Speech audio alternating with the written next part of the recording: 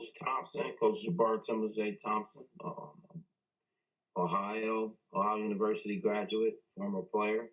So I'll start off graduate assistant as well as Ohio University football.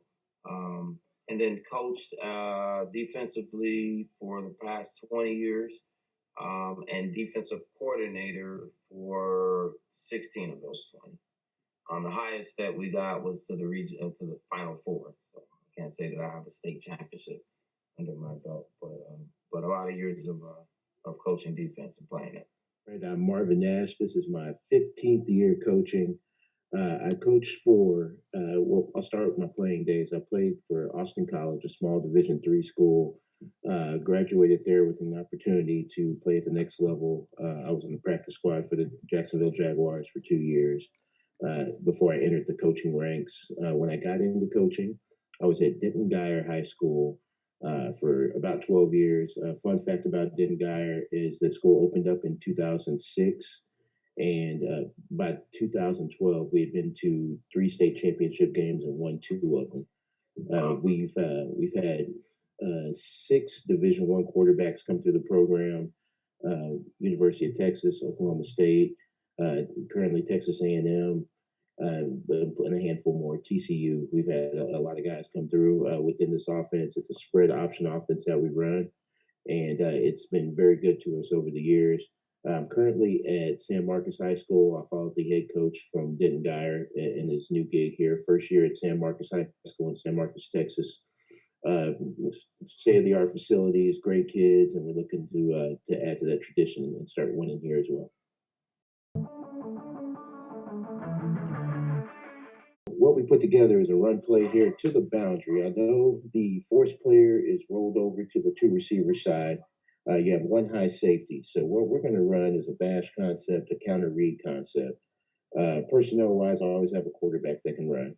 So the idea is that he is definitely one of our threats. And we're trying to get to the edge right now. So the solo receiver is going to push crack with that corner. If he's a press coverage inside leverage, we're going to blade release, which means an outside release, and run him off completely.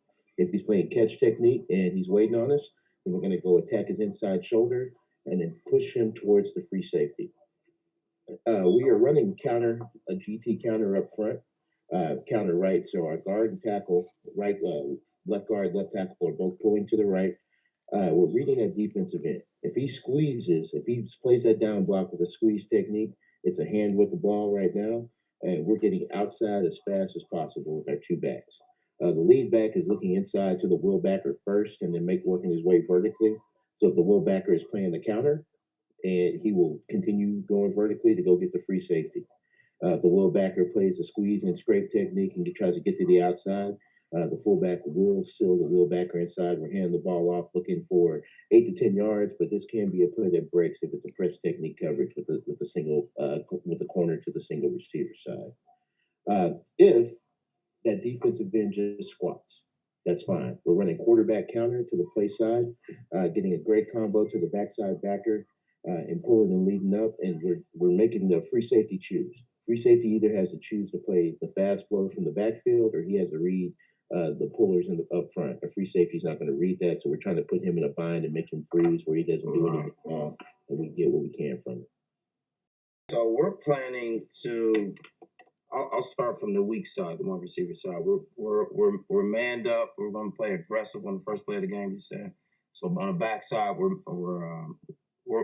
playing a cover 1, but I'll start with the strong safety. The strong safety will have that weak back. That makes sense. And my corner has the backside receiver manned up. My end, I have him in a what we'll call like a pirate, where he's coming under, and that will is coming off edge. Okay, so we're giving up that. We're going to be weak there, and the tackle squeezing on inside as well. So we're giving up edge but we're attacking to the strength. So my Mike is in a hold.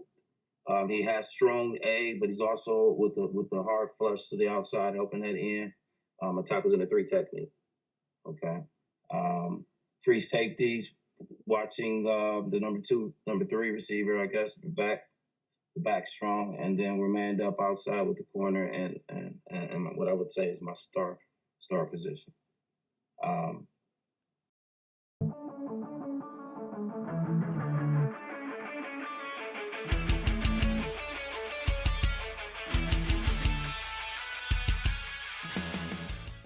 so like I said, we're gonna be at 7, creeping a little bit heavy, but rolling to a cover 3 from the strength. I got my star up on that tackle, um, uh, up heavy, but really backing up, and he'll have that at that flat area. If that makes sense. Free safeties over the top, kind of number 2. We're gonna work back to that middle, but up there for run support. And tackles in the 3. Mike's heavy in that A. Also have the strong safety who eventually will creep down in that weak side flat area, but he's over there helping out with run support. But really can help out in that front side A, strong side A, if that makes sense with the Mike. He's scraping. Backside will have backside end has the edge. Will has B gap. Backside corners in the back third. Running up front is a duo concept, all right? So the tackle over is blocking down, soloing the defensive end, but we're getting a combo from the right tackle and the right guard, pushing vertically to that Mike backer. The same with the center and the backside guard, pushing vertically to that Will backer and soloing that defensive end with the tight end on the backside. The idea is to get fast flow to the outside and force those backers to fit exactly how they should. Force those backers to see flow and fit where it is. But what it leaves is huge gaping holes in the play side C, B, A, and even as far as the backside B gap. And so what our quarterback does, he reads, shuffle, shuffle, shuffle, and we're reading that star that's rolled down as the 9 technique. We know he's our edge player right now. If he sits and squats, we're handing it, and we're just trying to get outside releases and get as much as we can that 7 yards as possible. If they're rolling cover 3 in the secondary, then what we're looking at is the slot receiver is going to end up blocking that free safety, and we're going to try to run that corner off with the outside receiver. The sole purpose of this is to make the backers do their job, and if they do their job well, if they're a well-coached linebacking core and they start flowing, those seams open up, and we might break a big play from the backside A all the way to the backside B gap. But we're just looking for 7 yards and giving us some breathing room so we can throw the ball around.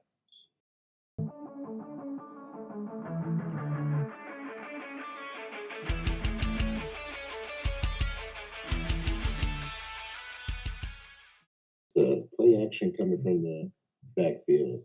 To the boundary side, I have a crack seam by the outside receiver. Running it just like a slant. 3 steps hard at the corner, diving inside. When we get to the seam of the free safety, like we're going to crack him, we're getting vertical right away, running right up the seam. The near back on the boundary side is blocking the edge, and we're doing a full slide protect with the offensive line sliding to the right side. So everybody's got protected, and the near back is taking anything to the outside gap of the tackle. So play action is going to be the same shuffle technique we use for all of our option read stuff. So the far back is going to go shuffle, shuffle, protect, and then he's our check down, and our wheel route's coming from the pistol back. Pistol back is hitting that wheel right away. So as the crack seam is attacking that corner and trying to get his hips turned, we're running the wheel right up his back behind it. Now, if the safety is able to break over and they run a hard cover 3 look or even a cover 4 look, we have a levels route, which is basically a understand over Mike route coming from the opposite outside receiver. So that's our check down on the backside. So it's man under, 1 high look where we're slanting towards the field.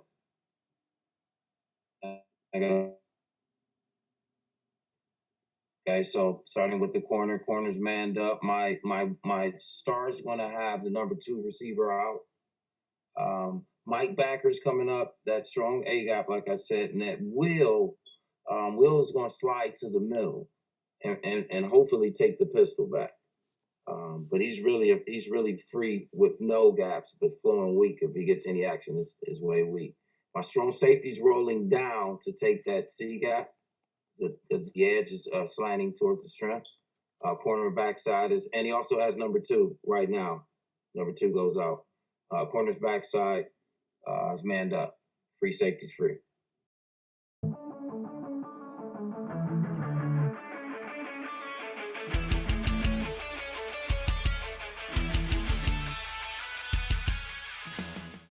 The whole purpose is to I'm giving up weak flats or giving up weak, but I'm bringing my strong safety B gap. And my end is going to be what we call a pill technique, where he's going to take that back if the back does swing. Okay, so we're assuming that you're attacking us to the strength. I'm giving it up. We're manned up backside. Free safety's going to hang heavy, where he's over top on the tight end. But the star technically has that tight end. Okay, my strong side ends 5 technique. The Mike backer has that fullback or anything strong side pilling, and he's basically free. My Will's coming back backside A. My outside receiver is doing a crack motion inside to run a corner to the back pylon. The name of this place is literally called pylon. So he's running the corner route to the back pylon, trying to get the corner to cheat in with him as he gets on the safety's toes and gets to that corner ASAP. The offensive line's taking it's where our sprint protection is, but it's like its own step to the right, trying to seal inside, protecting a gap at that point. The fullback, the H-back in the front, is cross-facing like we're running split zone, but his job is just to shore up the backside and protect the quarterback's blind side. The QB, his motions are pretty simple. He's going to reverse out, and he's reaching for the tailback like we're running stretch to the outside. And then the tailback's job is to get to the front pylon. And so from that point on, this is a play action. It's a play action pass. It's basically an RPO from under center. The quarterback's reads are, he's looking for the touchdown number 1 to the corner route. Second read is the flat route to the running back. And his last option is him running to the end zone. The backside receiver, his job is to run right to the front of the goal post and try to post up at the back of the end zone, the front of the goal post for a late throw. This is our favorite 2-point play, but if anything 15 and in, if we're trying to score and we need 7, it's been a go-to play for the past 10 years. And the idea, I think every time it's worked for us, we've either hit the corner out for a touchdown or it's been the quarterback making the play to get to the end zone.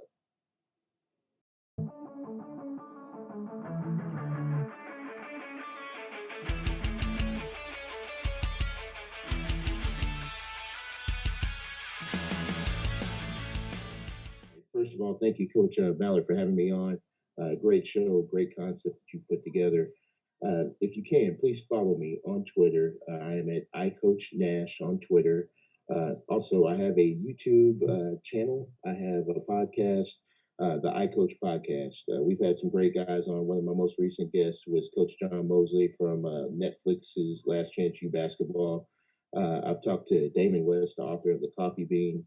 I have 3 separate podcasts that are out. The original iCoach podcast, the most recent iCoach the podcast, and then during the pandemic, I got a great idea from a friend who's currently the assistant athletic director at Baylor University, and it was called 30 for 30. Basically, 30 conversations with 30 people for 30 minutes. And during the pandemic time, I had a chance to speak with Coach Van Malone from Kansas State, Coach Eddie Jones from Kansas. I've talked to authors, I've talked to businessmen, just about what it takes to be successful, and just great conversations. It's nothing major. It's, for me, it was putting stuff out there because I had a speech impediment growing up, so I want to face my fears and speak publicly and put that out there. And it turned into something great. It turned into just great conversations with great people with some really positive points that can help everyone. So if you have a chance, again, it's on anywhere you hear podcasts, on Apple Podcasts, Spotify, and then, of course, the YouTube channel, which is Coach Nash Football. That is the YouTube channel. You can find all my information on Twitter at iCoachNash. Thanks, Coach. Well, Coach Nash, Coach Mallard, I'd like to thank both of you, gentlemen. This has been an awesome evening, and I'm all about learning. And I definitely learned from you two, gentlemen, so thank you. I'm all about enrichment and all about positiveness and just encouragement and enlightening anyone that I come across and any athlete, student athlete, um, I want to encourage to motivate to move forward. And with that being said, I have a platform where I can be found at the Math King Jabar on Instagram, YouTube, Twitter, and Facebook as well. And it's just all about promoting positiveness to our youth, to encourage them to be great and not to settle for complacentness. So thank you, gentlemen. You gave me back my football vibes. I had to take a year off with the COVID and the little one, so it was good to get that juice back. And hey, Sam, this is a good thing you got going. Definitely looking to promote it. I can see great things out of this. And Coach Nash, man, great job. You got me excited there. I wanted to see that last play in live action right there. That was good. So thank you to the gentlemen for a great evening.